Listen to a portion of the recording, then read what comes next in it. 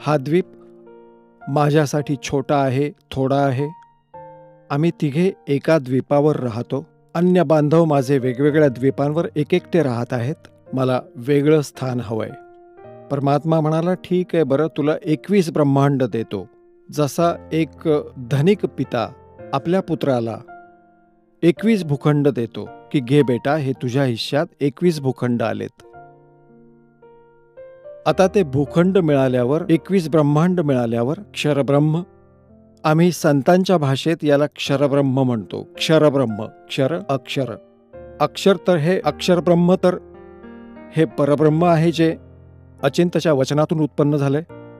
आणि क्षरब्रह्म हे परमात्म्याच्या वचनातून, अंड्यातून उत्पन्न झालंय. हे क्षरब्रह्म जे आहे ते 21 ब्रह्मांडांमध्ये कधी इथे तर कधी तिथे फेरफटका मारत बघत असतो त्यांना.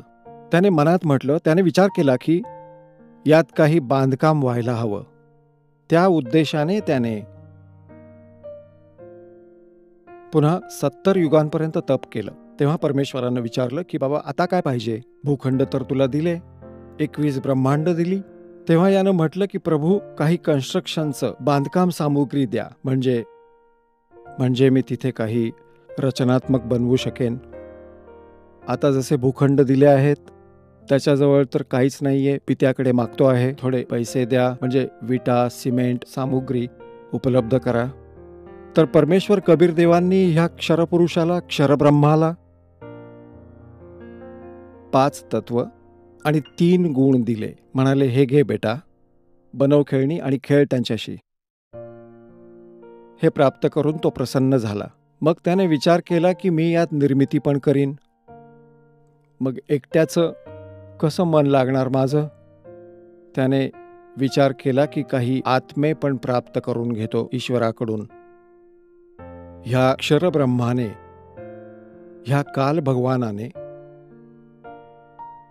मग तप पुन्हा प्रारंभ केलं, एका पायावर उभं राहून. तर तेव्हापासून आपण याच्या जाळ्यात कसे फसलो? ही एक खूप विशेष विचार करण्यासारखी गोष्ट आहे. हे पुण्यात्म्यांनो, एक विशेष विचार करण्याचा विषय आहे की आपण का फसलो. चला, ह्याने तर असं केलं, प्राप्त झालं ते वेगळंच. आपण यांच्याबरोबर कसे, आपण जे फसलोय ते यांच्याबरोबर फसलोय. ह्या क्षरब्रह्माबरोबर आपण आलो, त्यामुळे आपल्याला दुःख प्राप्त झाले. आपल्या पित्याला सोडून आलो, जिथे कशाचा अभाव नव्हता, कोणता जन्म मृत्यू नव्हता. मग आपण कसे फसलो की आपण तिथे पाहत होतो याच्या तपाला. आणि जेव्हा हा उभं राहून तप करत होता, एका पायावर उभं राहून, आपण सगळे यावर आसक्त झालो. इतके आसक्त झालो, ओ हो हो हो हो, बघा किती दिवसापासून एका पायावर उभा आहे. कधी ह्या पायावर करतो तर कधी त्या पायावर उभा राहतो, आणि असं करून उभा आहे कधी. तर आपण त्याच्या ह्या अदांवर इतके प्रभावित झालो की आपल्या भगवंतापासून सुद्धा दूर गेलो.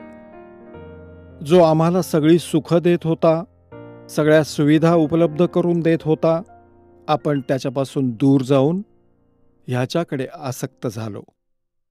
तर पुण्यात्म्यांनो, हाच आजार, हाच स्वभाव आपल्याला आणि आम्हा सगळ्यांना तिथूनच लागला आहे. जसं इथले हिरो आणि हिरोईन, अभिनेता अभिनेत्री आपल्या पोटासाठी, रोजीरोटीसाठी अभिनय करतात, अदा करतात, उड्याबिड्या मारतात. आणि हा तरुण वर्ग, मुलं, त्यांना पाहून इतके आसक्त होतात की विचारू नका. आणि जर कोणी हिरो किंवा हिरोईन, म्हणजे कोणी अभिनेता किंवा अभिनेत्री इथे बरवालामध्ये आले किंवा हिसारमध्ये आले, तर बघा या मुलांची, कॉलेजवाल्यांची, तरुण तरुणींची कशी गर्दी जमा होते ते.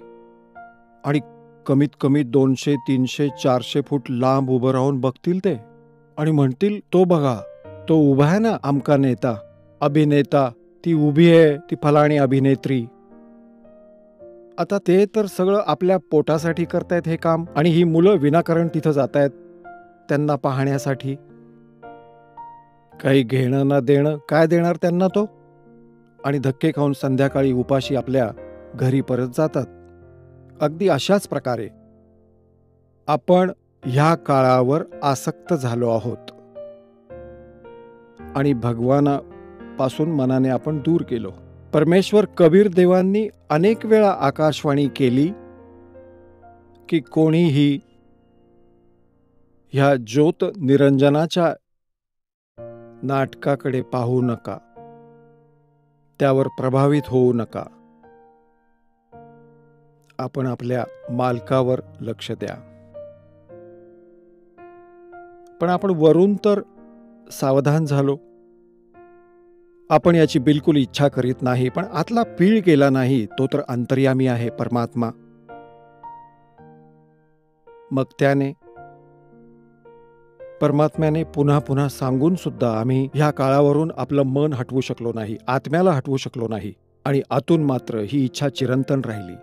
आता ह्याने तिसऱ्यांदा जेव्हा तप सुरू केलं, ह्याने परमेश्वराकडून मागितलं की मला काही आत्मे प्राप्त करून द्या. तेव्हा परमेश्वराने ह्याला विचारलं, जेव्हा त्याने 64 युगे तप केलं, तिसऱ्या वेळी जेव्हा विचारलं की कसली इच्छा आहे ज्योतिनिरंजन, जे आपण मागितलं होतं ते मी आपल्याला दिलं आहे,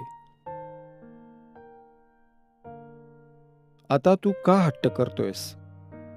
तेव्हा हा म्हणाला, ज्योतनिरंजन म्हणजे क्षरपुरुष. क्षरपुरुषाने म्हटलं की प्रभू मला काही आत्मे द्या, मी एकटा तिथे नाही राहू शकत, 21 ब्रह्मांडांमध्ये एकटा कसा राहू?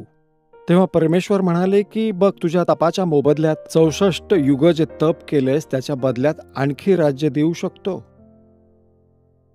आणखी वस्तू माग त्या देऊ शकतो, पण आत्मे नाही देऊ शकत, कारण तो माझा आत्मा आहे. आता तो माझ्या वचनातून उत्पन्न झाला आहे, माझा अंश आहे, माझ्या अंशाला मी कसा देऊ शकेल? पण परमात्म्याने एक पर्याय ठेवला की ह्यात एक पर्याय आहे की जर कोणी स्वइच्छेने जात असेल तुझ्याबरोबर तर जाऊ शकतो, पण मी आपल्याकडून नाही ढकलू शकत त्यांना विहिरीमध्ये. तेव्हा ज्योतनिरंजन आमच्याजवळ आला, हा क्षरपुरुष आमच्याजवळ आला. जेवढे आत्मे आज ह्याच्या ब्रह्मांडामध्ये कैद झाले आहेत किंवा त्रास सहन करत आहेत, हे सगळे आत्मे ह्याच्या चहूकडे गर्दी करून उभे राहिले, जसा हिरो येतो, अभिनेता येतो. ह्याने सांगितलं आम्हाला की मी पिताजींकडून 70 युग तप करून खूप मोठी ब्रह्मांड प्राप्त केली आहेत.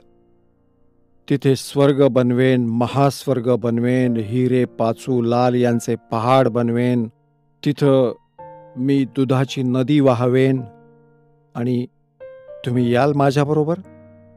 आता आम्ही तर पहिल्यांदाच त्याला पोहोचवत होतो, भले त्याने काही बनवलंही नसेल, त्याच्यावर प्रेम करत होतो, त्याच्यावर आसक्त झालो होतो. तेव्हा सगळ्यांनीच म्हटलं की आम्ही तयार आहोत आपल्याबरोबर यायला, पण जर पित्याने आज्ञा दिली तर आम्ही येऊ शकतो.